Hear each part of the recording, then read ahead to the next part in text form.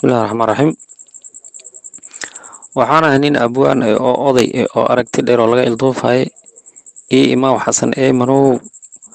adaa aaladii warbaahineed sidatay aan ku ogaal sheegay. Xasan Eemanow abaarahan dhacay baliya aafaadkan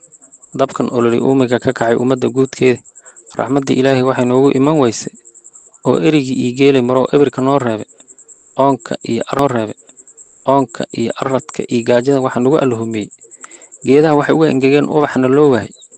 ay ugaartii u baqtida oo ii maranaysa ilwaad xumida waxay dhigay haddaan idin ogeysiiyo ilaahay ma loo noqonayo ahadka weeyaane war nin walbaba ninkii xiig markuu dhacay adduunkiisa afka buuxi mooye wajaar markay aayar socon weyse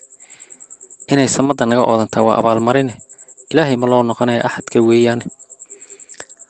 aadaanku u yeeri baan orod ku dhaafnaa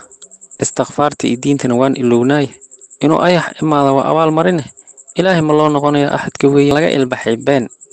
waa laga ilbaxay ceeb haddii beri la sheegay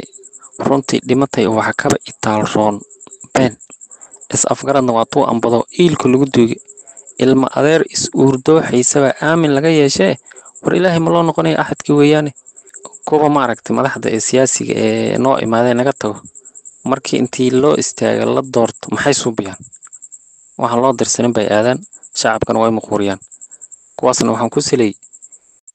abeerto tun weyn iyo idoo ogobkii uu joogo wuxuu oorkii erinayaa nirgaha geela ku irmaan war waxaasoo ama kaag maaha iyo odayga sheekee war Eemanow maadaama aad weriye tahay arrinta iga gudba